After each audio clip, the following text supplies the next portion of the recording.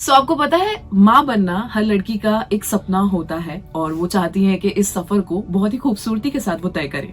और इस सफर को खूबसूरत और हेल्दी बनाने के लिए इटर्नल हॉस्पिटल आपके लिए बहुत सारी फैसिलिटीज लाए हैं इटर्नल मॉम के नाम से। So hi, this is RJ Naini from 94.3 My FM. 2 से 5 बजे तक आप मुझे यंगिस्तान शो में सुनते हैं और आज इसी बारे में हम बात करने वाले हैं इटर्नल हॉस्पिटल के डॉक्टर से। सबसे पहले मेरे साथ हैं डॉक्टर पूनम मैम, जो कि हेड ऑफ डिपार्टमेंट हैं, डायरेक्टर हैं इस डिपार्टमेंट की। मैम, सबसे पहले तो आपका बहुत बहुत स्वागत है माय एफएम के इस स्टूडियो में एंड आई होप आपको यहाँ पर आकर बहुत अच्छा लग रहा होगा।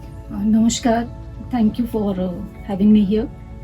तो मैम, सबसे पहला मेरा सवाल है जो सारी ऑडियंस भी जानना चाहती है, हमारे व्यूअर्स भी जानना चाहते हैं कि इटर्नल मॉम ये जो डिपार्टमेंट है कैसे बाकी अदर मदर केयर डिपार्टमेंट से अलग है और क्या इसको और स्पेशल बनाता है? देखिए, इटर्नल मॉम में जो मॉम वर्ड है वो आपको ऐसा इम्प्रेशन जरूर देता है कि it is only about mother and child, but eternal mom is a concept of comprehensive health care for a woman throughout her life. मतलब adolescence से लेके menopausal state तक हम सारी सर्विसेज जो विमेन को लाइफ टाइम में जरूरत पड़ती हैं वो केटर करते हैं।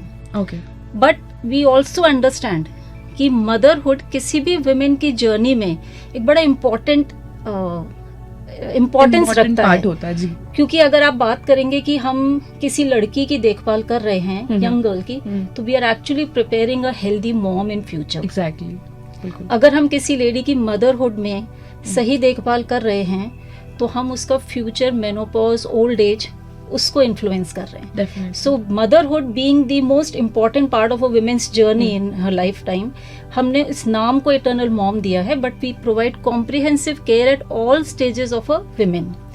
अगर मैं थोड़ा इलैबोरेट करके बताऊं तो हम कुछ बहुत आउट ऑफ द ब्लू तो नहीं प्रोवाइड कर रहे हैं, बट हम सब कुछ एक छत के नीचे प्रोवाइड कर रहे हैं। So we provide adolescence medicine.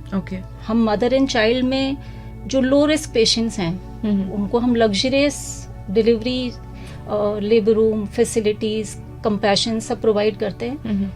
पर वी ऑल नो कि motherhood is not always that beautiful, you know, it is sometimes really very high risk. Definitely motherhood के साथ में कोई डिजीज आ जाए तो बड़ी डिफिकल्ट सिचुएशंस होती हैं। So all these high risk pregnancies are also managed with the same expertise and dedication, क्योंकि हमारे पास एक मल्टी डिसिप्लिनरी टीम है इस तरह की प्रेगनेंसीज को भी हैंडल करने के लिए। फिर हम अगर बात करें मदरहुड से हटके भी, तो हमारे यहाँ basic and advance laparoscopy is already being done. कुछ हद तक चेंज जो आया है प्रेगनेंसी की एज में, लाइफस्टाइल में, उसको लेके हमें फर्टिलिटी रिलेटेड इश्यूज भी बहुत आते हैं। So we have an infertility department all together, जिसमें कि हम fertility solutions right from the basics to in vitro fertilization जो IVF बोलते हैं वो प्रोवाइड करते हैं। Foetal medicine which is practised very well in Jaipur, but as a comprehensive care to a women in a hospital where obstetrics and foetal medicine coexist, ये आपको केवल eternal mom में मिल रहा है। And this fetal medicine is a genetic department which is headed by a very experienced and competent genetic expert at our place. मेरे हिसाब से, मतलब आप जैसे एक्सपर्ट डॉक्टर्स जहाँ हो, मुझे लगता है कि किसी को डाउट करने की बिल्कुल जरूरत ही नहीं वहाँ जाने से पहले।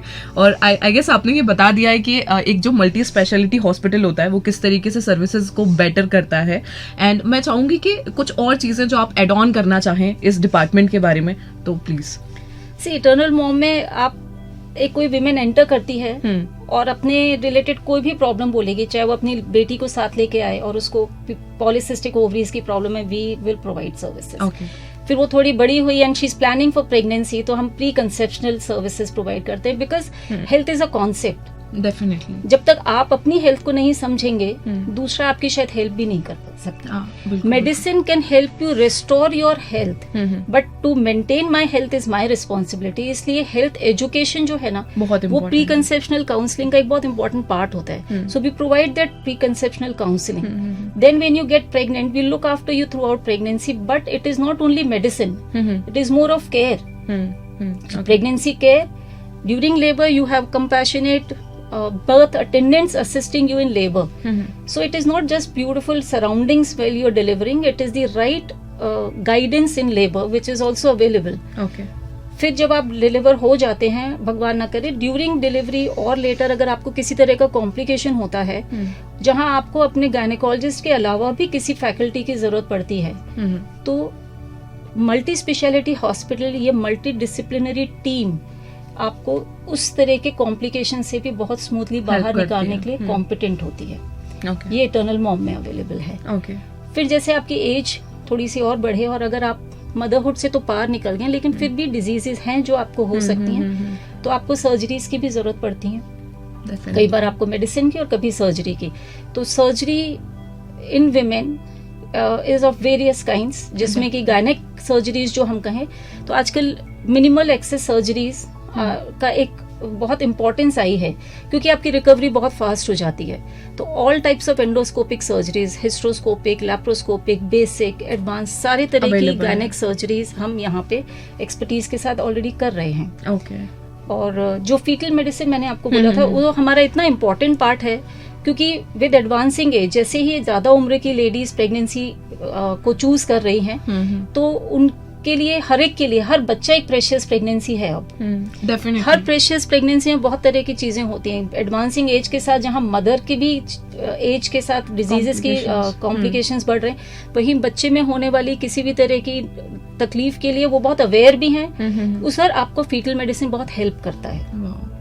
हम रूटीनली ये सोनोग्राफीज आजकल रिकमेंड करते हैं कि आप एक एंटी स्कैन कीजिए, एक लेवल 2 स्कैन कीजिए, फीटल मेडिसिन कंसल्टेंसी कीजिए, और इसके लिए हमारे पेशेंट्स को कहीं बाहर नहीं जाना पड़ता. इटर्नल मॉम में वहाँ ये पूरी फैसिलिटी विद एक्सपर्टीज अवेलेबल है.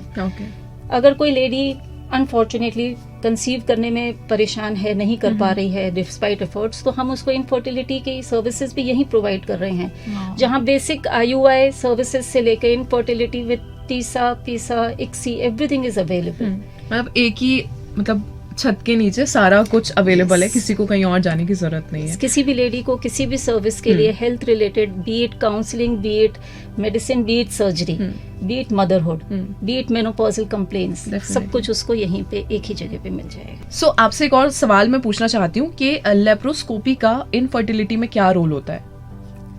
देखिए, इनफर्टिलिटी के कारण के हिसाब से हम उसका ट्रीटमेंट प्लान बनाते हैं. तो इस कारण को जानने के लिए ही हमें कभी कभी लैप्रोस्कोपी की जरूरत पड़ती है. अच्छा. जैसे कि ट्यूब से रिलेटेड अगर हमारे पास कोई फैक्टर है, हमने किसी पेशेंट का वर्कअप किया और हमें ऐसा लग रहा है कि उसके ओवरीज बिल्कुल ठीक हैं, एग्स बिल्कुल ठीक हैं, मेल फैक्टर बिल्कुल ठीक है, तो ट्यूब्स की जांच के लिए हम लैप्रोस्कोपी का यूज करते हैं, which is a gold standard for confirming tubal patency. मतलब ट्यूब्स खुली हैं या बंद हैं, ये जानने का सबसे अच्छा तरीका लैप्रोस्कोपी होता है. इस प्रोसीजर को हम वीडियो हिस्ट्रो लैप्रोस्कोपी कहते हैं, जिसमें हम दूरबीन द्वारा यूट्रस के अंदर ही झांक के देख सकते हैं, और पेट के अंदर भी एक लैप्रोस्कोप द्वारा ट्यूब्स, ओवरीज, यूट्रस की पोजीशन, इन सब चीज़ों को जज कर सकते हैं. इसके अलावा ट्रीटमेंट पार्ट में भी लैप्रोस्कोपी का बहुत रोल है. कभी कभी इनफर्टिलिटी का रीजन फाइब्रॉइड्स होते हैं.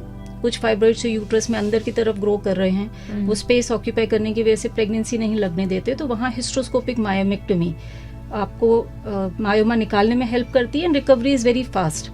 इसी तरह अगर पेट के अंदर कोई मायोमा है जो, या फाइब्रॉइड है जो कंसीव करने में डिफिकल्टी दे रहा है, या आपको सिस्ट्स हैं अंदर जो प्रॉब्लम कर रही हैं कंसीव करने में, एंडोमेट्रियोटिक सिस्ट बहुत इंपॉर्टेंट एक डायग्नोसिस होता है, जिसमें आपके ट्यूब्स, ओवरीज चिपक जाते हैं और कंसीव करने में प्रॉब्लम करते हैं. इस तरह की कई सारी सिचुएशंस होती हैं इनफर्टिलिटी करने वाली, जिनमें लैप्रोस्कोपी बहुत यूजफुल है.